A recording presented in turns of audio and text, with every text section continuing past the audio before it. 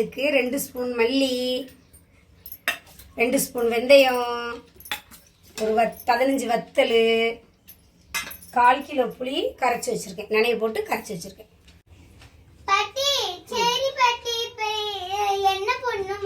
இதெல்லாம் வறுத்து எடுக்கணும். வறுத்து எடுக்கிறதுக்கு முதல்ல அடுப்பு பற்ற வச்சுக்கணும்.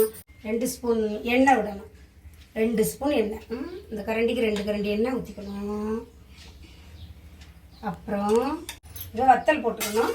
எண்ணெய் லேசாக சூடாயிட்டா வத்தல் போட்டுக்கணும். வத்தல் நல்லா வறுக்கணும்.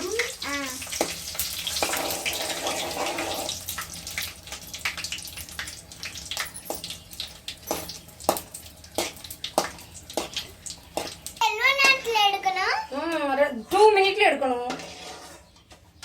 சரியா? அங்க பாரு, நல்லா வறுத்தாச்சா? இனிமே இந்த எண்ணெயில மல்லி போடணும். வாங்க வச்சிருக்கோம் பாரு பாட்டி மல்லி. அந்த மல்லியை போடணும். பாரு 2 ஸ்பூன் மல்லி. இதையும் நல்லா வறுத்துக்கணும்.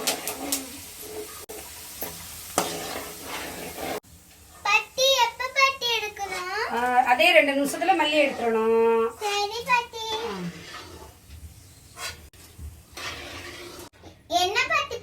இப்ப மல்லி எடுத்துட்டோமா, வெந்தயம் போடுறோம். அந்த எண்ணெயில வெந்தயம் போடுறோம். அதுவும் லேசா வறுக்கணும். இப்போ உடனே எடுத்துட வேண்டியதான். பாரு, கலர் சேஞ்ச் ஆயிட்டா கொஞ்சம் பொன்னிறமா வறுத்ததை எடுத்துட வேண்டியதான்.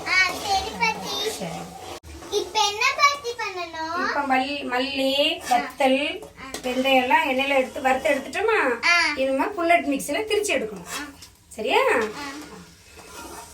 திரிச்சு எடுத்துட்டு வரேன் பாட்டி. அடுப்பு தச்சாச்சு. நம்ம அடுப்பு தச்சாச்சு. இப்போ நம்ம புளியோதரைக்கு தாளிக்க போறோம். சரியா? இப்போ எண்ணெய் 2 ஸ்பூன் இருந்துச்சா, அதே எண்ணெய் கூட 1 ஸ்பூன் எண்ணெய் விட்டாச்சு. அப்புறமா கடுகு போடணும். ரொம்ப வெடிக்கும். நீ தள்ளி நின்னுக்கோ. கடுகு போட்டாச்சு. கருவு போட்டாச்சா? நீ அங்க தள்ளி நின்னுக்கோ. கருவேப்பிலை போடணும். மேல பட்டுரும். பிள்ளை மேல போட்டுக்கலாமா?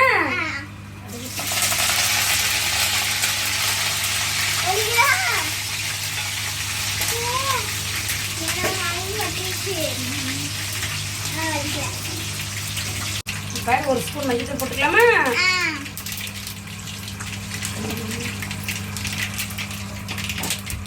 இப்போ நம்ம எண்ணெய் பாரு, கடுகு பொரிஞ்சுட்டா கரைச்சி வச்சு புளியை விட்டுக்கலாமா?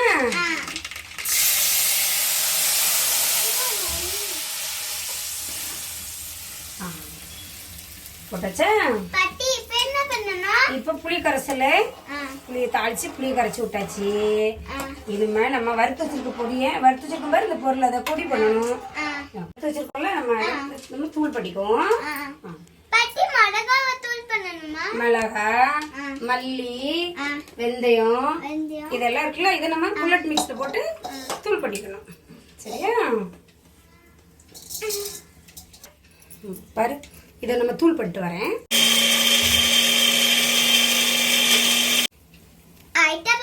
இல்ல, மண்ணு கொஞ்சம் திரிக்கணும். பாரு, விட்டுக்கலாமா? கொஞ்சம் திரிக்கணும்.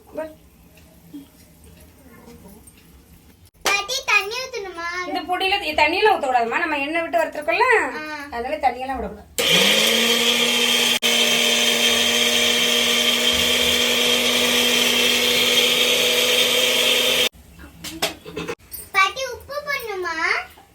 ஆமா, 1 ஸ்பூன் உப்பு. இங்க பாரு, நல்லா நல்லா கொதிச்சுட்டு இப்போ 1 ஸ்பூன் உப்பு போட்டுக்கலாம். சரி பாட்டி, நம்ம இன்னும் கொஞ்சம் திரிச்சுக்கலாமா? இதை சரியா இன்னும் திரி போட மாட்டாது.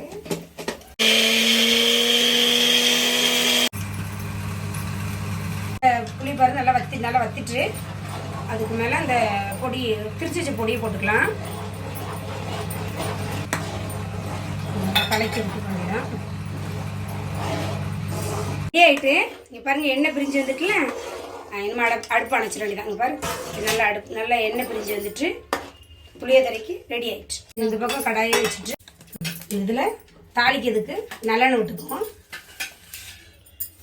கொஞ்சம் தாராளமாக விடுங்க நல்லெண்ணெய். புளியோதரைக்கு எண்ணெய் கொஞ்சம் நிறைய விட்டால் தான் நல்லாயிருக்கும். எண்ணெய் சுட்டுட்டு இப்போ கடுகு போட்டுக்கலாம்.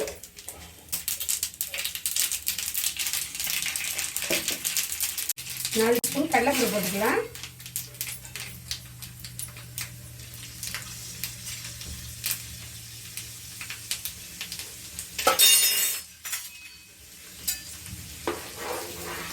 கடலைப்பருப்பு ரெடி ஆயிடுச்சு.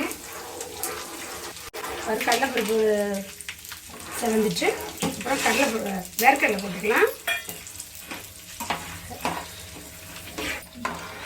இப்போ வேர்க்கடலை போட்டாச்சு. இப்போ வத்தலும் கருவேப்பிலையும் போட்டுக்குவோம்.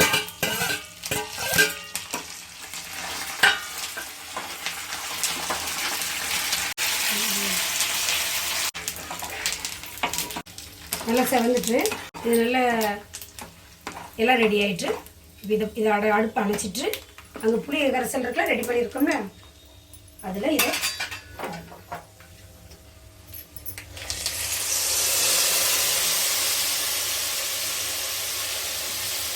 நல்லா ஆற விட்டு அப்புறமா சோறு போட்டு கலரிக்கலாம். நல்லா ஆறட்டும்.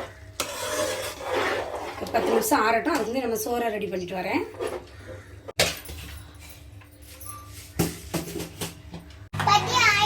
ஆமா, புளியோதரைக்கு ரெடி ஆயிட்டு சோறு ரெடி பண்ணிட்டேன். இதை ஆற விட்டு சோறை போட்டு கறி எடுத்துட வேண்டியதுதான்.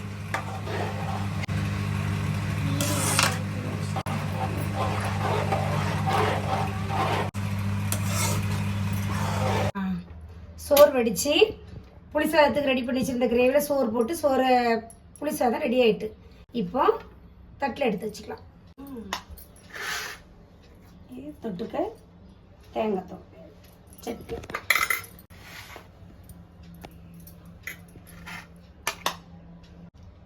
புளி சாதம் ரெடி. ரெடி ஆயிட்டுமா. லைக் பண்ணுங்க, ஷேர் பண்ணுங்க, சப்ஸ்கிரைப் பண்ணுங்க. வணக்கம். வணக்கம்.